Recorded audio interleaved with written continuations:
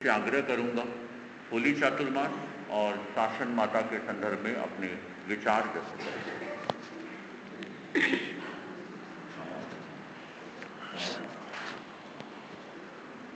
श्रद्धा से नमन करे हम, तेरा अनुसरण करे हम, पल पल में स्मरण करे हम, महावीर स्वामी, महावीर स्वामी। ओंकार बिंदु संयुक्तं नित्यं ध्यायन्ति योगिनः, कामदं मोक्षदं चैव। ओंकाराय नमो नमः, ओंकाराय नमो नमः। भाई महाराज रंग स्यों तो रंग मिल जाय, गुणारी जोड़ी नाय मिले। भाई महाराज रंग स्यों तो रंग मिल जाय, गुणारी जोड़ी नाय मिले। कागा कोयल एक ही रंग रा, बैठे एक ही डार। कड़वो तो कागो बोले, कोयल रस बरसाय, गुणारी जोड़ी नाय मिले। गुणारी जोड़ी त्यागी भोगी एक ही घर माँ, एक ही खाणो खाय। त्यागी भोगी एक ही घर माँ, एक ही खाणो खाय। त्यागी तो कर्मान काटे, भोगी तो कर्म लगाय। गुणारी जोड़ी नाय मिले, गुणारी डोली अरती एक बांसुरी एक कंधे पे जाय। डोली अरती एक बांसुरी एक कंधे पे जाय। डोली तो दुल्हन घर लावे, अरती तो मरघट जाय।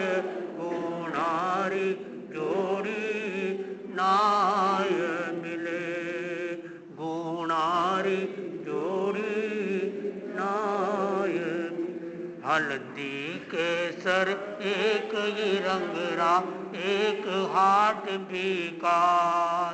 हल्दी केसर एक रंग रा, एक ही हाट बिकार। हल्दी तो सागा में सीजे, केसर तिलक लगाय। गुणारी जोड़ी नाय मिले, गुणारी जोड़ी। ओंकार बिंदु संयुक्तं नित्यं ध्यायन्ति योगिनः, कामदं मोक्षदं चैव। ओंकाराय नमो नमः, ओंकाराय नमो नमः। परम आराध्य के पावन चरणों में वंदन। अत्य विराजित मुनि वृंद, धर्म प्रेमी भाइयों और बहनों, जिस दुनिया में हम जी रहे हैं वो दुनिया आंखों से दिखाई देती है। एक दुनिया का नियम है, जो भी आंखों से दिखाई देता है उसका अपना रंग है, यानी ये दुनिया रंगीन है। जैसे व्यक्ति का चश्मा होता है उसे वैसी चीज नजर आती है। यदि हरे रंग का चश्मा पहन लिया जाए तो वस्तु भी हरी नजर आती है। एक बार की बात, कहते हैं घोड़ा अगर घास से दोस्ती कर ले तो खाएगा क्या?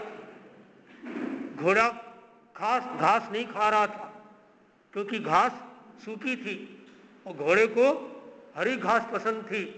जानकार व्यक्ति आया, घोड़े के आंख के आगे हरे रंग का चश्मा लगा दिया। घोड़े को लगा ये घास तो हरी है, खा लिया, ताकत आ गई, चल पड़ा। जैसी दृष्टि वैसी सृष्टि होती। तो आज इस होली के प्रसंग पर हम रंगों की चर्चा करें।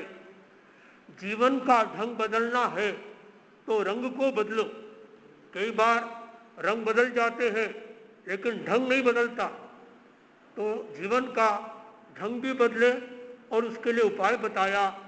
रंगों का चुनाव सब दृष्टि से करना चाहिए कि धार्मिक कार्यक्रम है, वहाँ किस रंग के कपड़े पहनना, कहीं शोक सभा हो रही है तो कौन से रंग के कपड़े पहनना, कहीं सिनेमा घर में गए तो कौन से रंग के कपड़े पहनना, कहीं घूमने गए, खाना खाने गए तो कौन से रंग के कपड़े पहनना।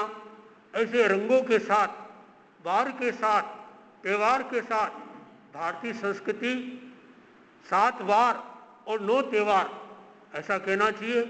कोई भी ऐसा दिन नहीं जिस दिन कोई वार नहीं हो, जिस दिन कोई त्यौहार नहीं हो। तो अलग अलग रंग होते हैं। मुख्य रंग 2 तरह के हैं। एक रंग है डार्क रंग और एक रंग है ब्राइट रंग। जो रंग डार्क है वो चाहे वाइट भी क्यों नहीं हो, अच्छा नहीं है। और जो रंग, जो कलर ब्राइट है, चमकीला है, वो रंग अच्छा है। तो हम इन रंगों की चर्चा करेंगे कि एक रंग होता है वो है लाल रंग। कौन सा रंग? एक बात बता देता हूँ, भाई लोग ये बातें सुने, बहनें न सुने। यदि आपको अपनी घरवाली को शॉपिंग करने के लिए ले जाना है तो भूल के भी लाल रंग की साड़ी पहना कर मत ले जाना, आप ठगा जाओगे। क्योंकि आप मत सुनिए, क्योंकि वो जिद्दी हो जाएगी। जो आइटम खरीदनी पड़ेगी, तो यदि उसको हिसाब से रखना है, शांति से रखना है, प्रेम से रखना है, तो गुलाबी रंग की साड़ी पहनो।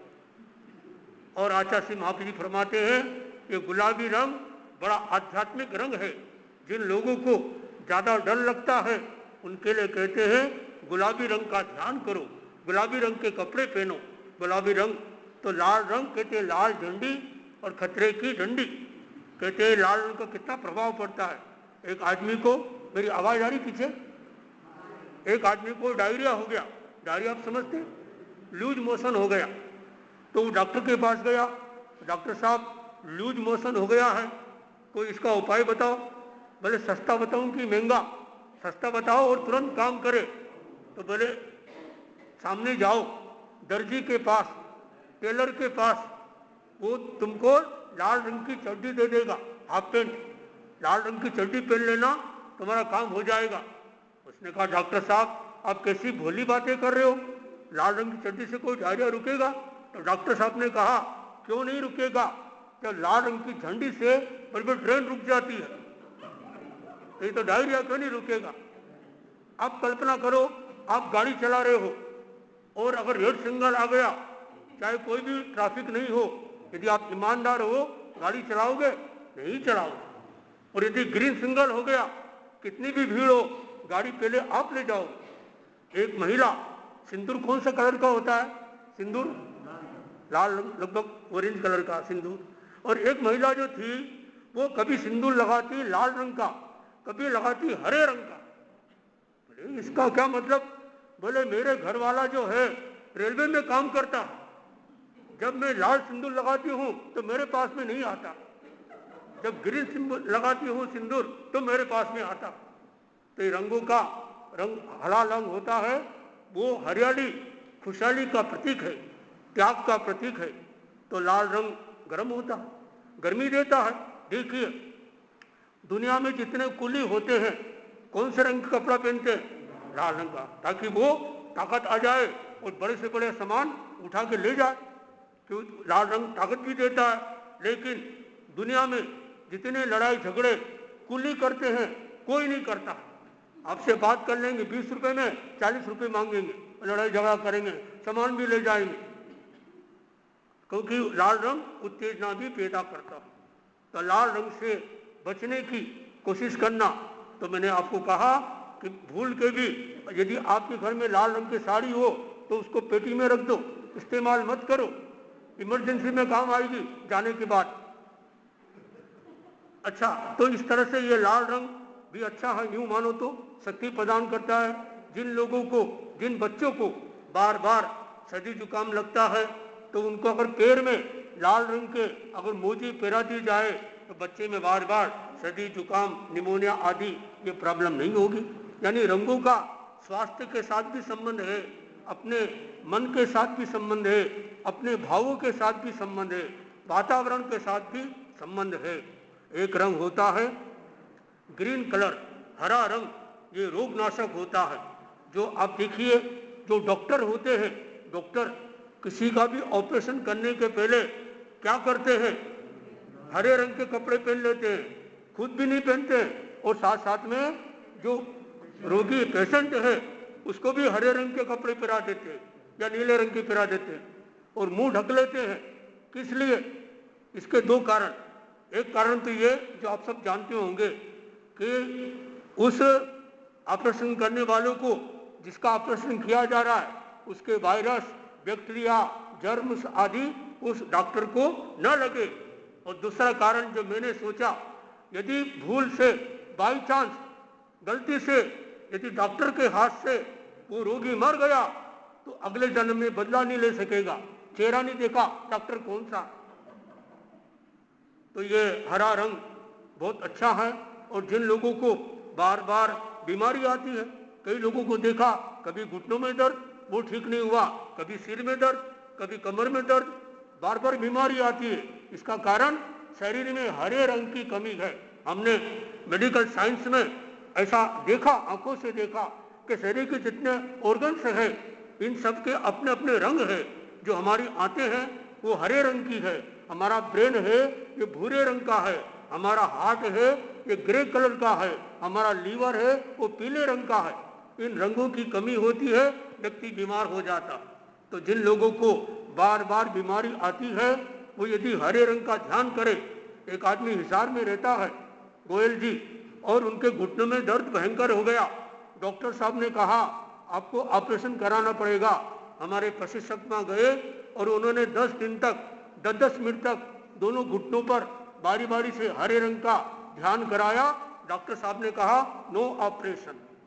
इतनी कई बीमारियां भी इससे हरे रंग के ध्यान करने से मिट सकती है। तो हरा रंग भी बड़ा स्फूर्ति देता है, ताजगी देता है और आनंद, प्रसन्नता के अनुभव करता है। तो यदि आपको हरे रंग का ध्यान करना है तो आनंद केंद्र के ऊपर चमकते हुए हरे रंग का ध्यान करना चाहिए। नीला रंग जो होता है वो नॉन टॉक्सिन होता है। ये नीला रंग हमारे थायराइड के ग्रंथि को कंट्रोल में करता है। हमारी जो थायराइड ग्लैंड है वो नीले रंग की होती है, उसकी कमी होती है, थायराइड से संबंधित प्रॉब्लम आती है। देखिए कोई व्यक्ति बहुत लंबा और कोई व्यक्ति बहुत ठिगना, एक और अमिताभ बच्चन, एक और असरानी। कारण थायराइड के कारण। एक बार अमिताभ बच्चन से पूछा गया आप इतने लंबे हो, आपकी घरवाली इतनी छोटी ठिगनी, इसका आपको क्या फायदा? ये तो क्या समस्या है? ये तो बड़ी समस्या है। वो छोटी है और तुम बहुत बड़े हो। तो उसने क्या बोला, समस्या जितनी छोटी हो उतना अच्छा है। और फिर घरवाली से पूछा, जया भादुड़ी से, जया बच्चन से, कि तुमको क्या फायदा, तुम्हारा घरवाला इतना लंबा और तुम इतने छोटे। तो वो क्या बोली, वो जब भी मेरे से बात करता उसकी गर्दन नीचे रहती, मेरी गर्दन ऊपर रहती। कहने का तरीका।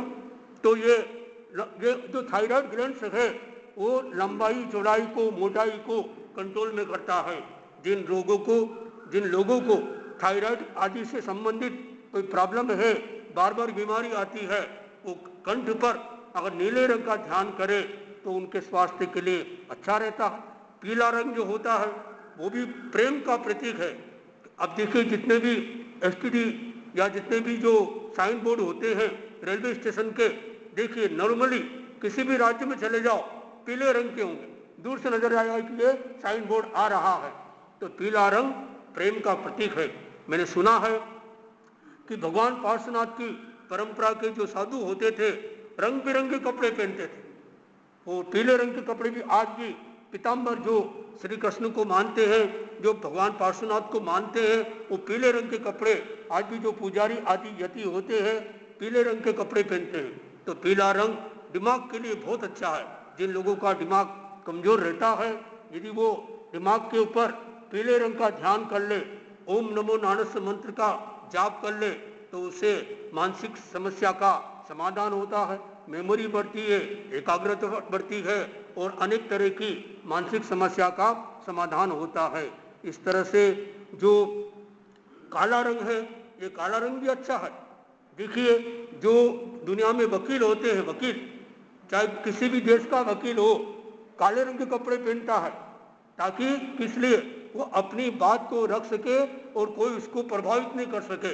लेकिन ये भी कहा जाता है, भूल के भी धर्म सभा में या मंदिर मस्जिद आदि में काले रंग के कपड़े पहन के कभी मत जाना, आप पर उस पर असर नहीं पड़ेगा। कहते काला रंग शोक का भी प्रतीक है, सुरक्षा भी देता है। देखिए, एक महिला होती है, अपने छोटा बच्चा होता है तो गोरे गोरे चेहरे के ऊपर काली काली बिंदी लगा देते हैं, किस लिए? ताकि बच्चों को किसी की नजर न लगे। एक इंजीनियर होता है जो मकान बनाता है, मकान बनाने के पहले क्या करता है, एक काली मटकी टांग देता है ताकि किसी की नजर न लगे। लेकिन काला रंग भय भी पैदा करता है। देखिए, हमारे बाल काले हैं तो कितने अच्छे लगते हैं, और बाल अगर सफेद आ गया तो चिंता आ जाती है। इस तरह से ये रंगों का भी अपना मूल्य होता है। और इन सब रंगों में एक सबसे महत्वपूर्ण रंग है, और वो रंग है व्हाइट रंग, कलर। ये कलर सफेद रंग ऐसा है जिसमें सभी अच्छे अच्छे रंगों की क्वालिटी इसके अंदर आ गई। तो श्वेत रंग शीतल होता है, निर्मल होता है। गर्मी का मौसम प्राय आ गया है, और गर्मी के मौसम में यदि आप ज्योति केंद्र पर चमकते हुए श्वेत रंग का ध्यान करोगे तो आपका आवेग, आवेश, उत्तेजना शांत हो जाएगी, बीपी नॉर्मल हो जाएगा, और कई तरह की उन्होंने लगभग 12 साल तक अपने शरीर को प्रयोगशाला बनाया और दिखाया, लगाया कि ये रंगों का ध्यान अगर किया जाए तो हमारा आभा मंडल पवित्र और निर्मल हो सकता है। तो यदि आप रंगों का ध्यान करें, अगर मौका मिला तो आपको थोड़ा ध्यान भी करा देंगे। तो आनंद केंद्र पर हरे रंग का ध्यान करना चाहिए, कंठ पर नीले रंग का ध्यान करना चाहिए, दर्शन केंद्र पर उगते सूर्य का ध्यान करना चाहिए, और ज्योति केंद्र पर श्वेत रंग का ध्यान करना चाहिए, और इस ज्ञान केंद्र पर पीले रंग का ध्यान करना चाहिए। इससे क्या होगा, हमारा आभा मंडल पवित्र और निर्मल हो जाएगा। एक वैज्ञानिक बात बताऊं मैं आपको आभा मंडल के बारे में, कि शरीर में बीमारी आने के 40 दिन पहले हमारे आभा मंडल में आती है। इसके पहले कि शरीर बीमारी को पकड़े, हम बीमारी को पकड़ सकते हैं। क्रिनियल फोटोग्राफी कैमरे के द्वारा औरा के आभा मंडल का फोटो लिया जाता है, और उसमें देख सकते हैं कि कौन सी बीमारी शरीर में आने वाली है 40 दिन बाद। इसके पहले की बीमारी आए, हम ओरा को ठीक कर दें, ओरा से बीमारी हट गई, शरीर में बीमारी आएगी नहीं। आदमी के मरने के 15 दिन पहले, कितने दिन, 15 दिन पहले उसका आभा मंडल मरना शुरू हो जाता है। ये बहुत गहरी बात। और इससे आगे की बात उस पुस्तक में लिखी आचार्य महाप्रज्ञ जी ने। पुस्तक का नाम आभा मंडल, जिसे अंग्रेजी में ओरा कहते हैं, कि आदमी के मरने के 2-3 दिन बाद उसका आभा मंडल पूरा मरता है। आज नहीं कल वैज्ञानिक लोग इस तरह की व्यवस्था कर देंगे कि डॉक्टर ने बोल दिया मर गया, वो बोलेगा रुको, इसका ओरा मरा कि नहीं मरा। और नहीं मरा है, अभी जिंदा रहने की संभावना। इस तरह से ये हम रंगों का यदि ध्यान करें तो इससे हमारा शारीरिक, मानसिक और इस पर चिकित्सा भी है, बहुत लंबी चिकित्सा का विषय है कि आप घर बैठे बिना पैसे में, बिना दवाई के, उपास में भी रंगों का पानी पीकर, तिबिया उपास हो तो रंगों का पानी पीकर बीमारी का शमन कर सकते हैं। पैर से लेकर पेट तक की कोई बीमारी है तो हरे रंग का पानी पिया जाता है। पानी का रंग हरा नहीं होता है, बोतल का रंग हरा होता है। धूप में रखने से वो बंती पूरा समझकर इसका प्रयोग करना चाहिए। फिर इस तरह से जो चेस्ट संबंधी प्रॉब्लम है, कब्ज जम गया, हार्ट की प्रॉब्लम है, तो ऑरेंज रंग की शीशी में रखा हुआ पानी पिया जाता है। और इस तरह से यदि दिमाग संबंधी कोई प्रॉब्लम है तो उसके लिए नीले रंग की बोतल में रखा हुआ पानी पीना चाहिए। अगर पानी की व्यवस्था न हो उस रंग का ध्यान करें। उस रंग का कपड़ा या सेलोफेन पेपर ऐसे प्रयोग किए गए कि जिन लोगों को कोई घुटनों की तकलीफ थी या कोई पेट में बार बार दर्द हो रहा था, हरे रंग का पेपर रखा, 10 मिनट तक धूप लगाई और वो उसका दर्द चला गया। तो आज यह एक ऐसा होली का प्रसंग जो हमें रंगों का, तो हमारे आचार्य श्री महाप्रकृति से आज भी हमारे आचार्य श्री महासमण जी और बहुत सारे साधु संत आओ खेले ध्यान की होली, ध्यान की होली खिलाते। आपको अलग से पानी की और रंग की होली खेलने की जरूरत नहीं पड़ती है। ध्यान की होली खेलने कितना आनंद की अनुभूति हो सकती है। इस तरह से आज का ये एक प्रसंग मैंने बात संपन्न कर रहा हूँ। दूसरा प्रसंग, आज के दिन हमारी धर्म संघ की दूसरा दिन मतलब दूसरा साल साथी प्रमुखा कनक प्रभा जी, मुझे उनको देखने का मौका मिला और मेरा सौभाग्य रहा कि जब मेरी अभी मुनि दीक्षा हो रही थी 3 साल पहले, वो उज्जैन पधारे आचार्य श्री महासमन जी के साथ और उन्होंने मेरे बारे में बोला, मैंने उनके बारे में बोला। और एक ऐसी साथी प्रमुखा धर्म संघ में थी और जिन्होंने 3 आचार्यों की गजब की सेवा की है। आज वो हमारे सामने तो नहीं है, लेकिन उन्होंने साहित्य के माध्यम से आचार्य श्री तुलसी को कितना चमका दिया। उन्होंने अपने कविताओं के माध्यम से और बहुत सारे उनका जो अनुशासन, यानी ऐसा कहना चाहिए जब आचार्य तुलसी मौजूद थे तब ये चिंतन चल रहा था कि इतना आचार्य तुलसी साथी प्रमुखा को इतना महत्व दे रहे हैं कि इनको आचार्य नहीं बना दे। बात चल पड़ी और किसी ने पूछ लिया क्या कोई साध्वी आचार्य बन सकती है, तो आचार्य श्री तुलसी ने पूछा वापस, क्या कोई साध्वी तीर्थंकर बन सकती है? भले बन सकती है। जब साध्वी तीर्थंकर बन सकती है, बनी है। आपके लिए गौरव की बात है, महिलाओं के लिए।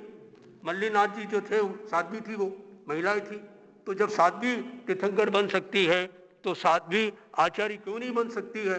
आप कोई बता सकते हैं जैन धर्म में कोई साध्वी आचार्य बनी है? ये प्रश्न है मेरा, बाद में आप जवाब देना। क्या जैन धर्म में कोई साध्वी आचार्य बनी है? अगर हो तो आप उसका नाम हमको बाद में बता देना। तो इस तरह से आज का यह दूसरा उनकी पुण्यतिथि, दिल्ली के अंदर उनका आज के दिन निर्माण हुआ था और उन्होंने आचार्य श्री महासमण जी ने, कहते हैं कि महासमण जी उनको दर्शन देने के लिए जा रहे हैं, लेकिन हमने ध्यान से देखा तो ऐसा लगा दर्शन देने नहीं जा रहे, दर्शन करने जा रहे। और उन्होंने वंदना की 3 बार। ये तेरापंथ के इतिहास की पहली घटना होगी, कोई तेरापंथ का आचार्य किसी साध्वी प्रमुखा को 3 बार वंदना कर रहे। पास वाले संत खड़े देख रहे हैं, और लेकिन आचार्य श्री की ये महानता। और एक दिन में इतना लंबा लंबा विहार करने का लक्ष्य था कि इनके मौजूद अवस्था में उनको मैं दर्शन दे दूं, और उन्होंने दर्शन लिए किए और उनका जीवन बड़ा अच्छा रहा।